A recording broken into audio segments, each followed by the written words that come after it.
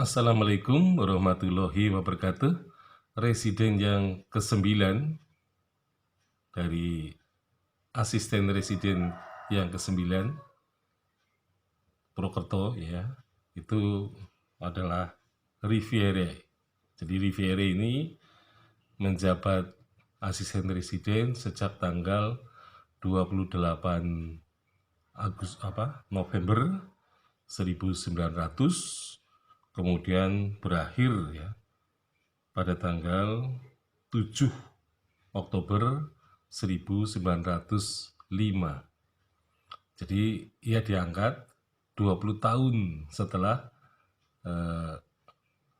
Van Westerhout ini pensiun. Jadi ada selisih 20 hari ya. Jadi pengangkatannya itu. Jadi Riviera itu adalah pejabat asisten residen yang ke-8 gitu ya. Jadi dia orang ke-8 yang bekerja sama dengan Patih Wiratmadja. Jadi Patih Wiratmadja karena 28 masa pengabdiannya itu dia bersama-sama dengan 9 orang asisten residen Pak Purwokerto.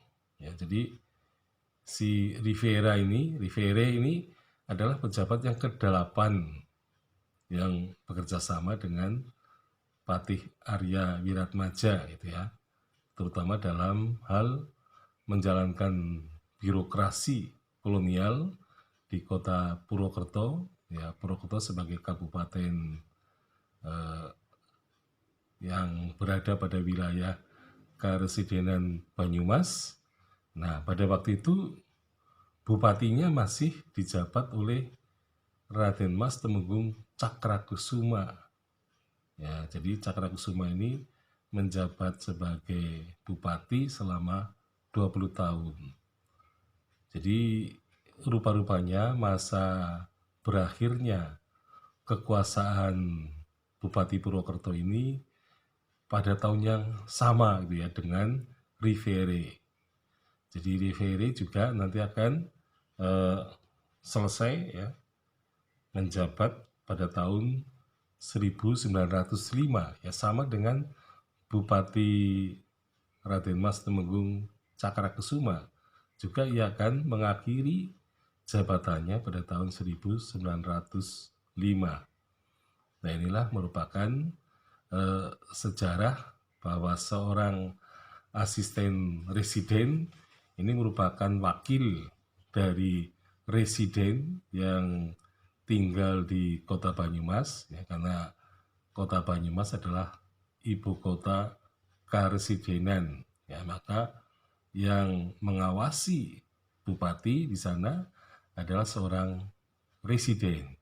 Sedangkan di kabupaten kecil seperti Purwokerto, maka bupatinya itu diawasi oleh pejabat asisten residen.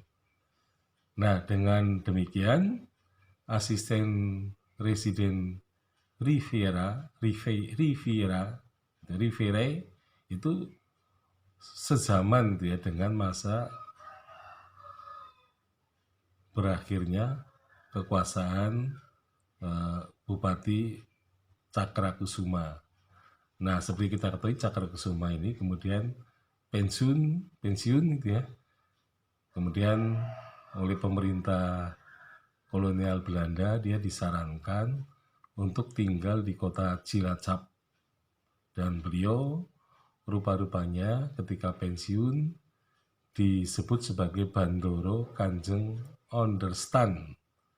Jadi Onderstan itu artinya beliau mendapat tunjangan dari pemerintah kolonial Belanda, kemungkinan besar ini sebagai ganti rugi itu ya, atau katakanlah ya mungkin ganti rugi karena ayahnya Cakranegara yang kedua terpaksa harus mengajukan pensiun karena pernah berselisih paham dengan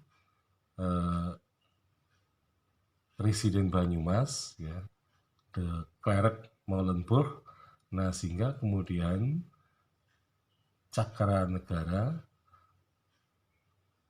harus mundur dan kemudian keturunannya tidak bisa menjadi bupati di Banyumas.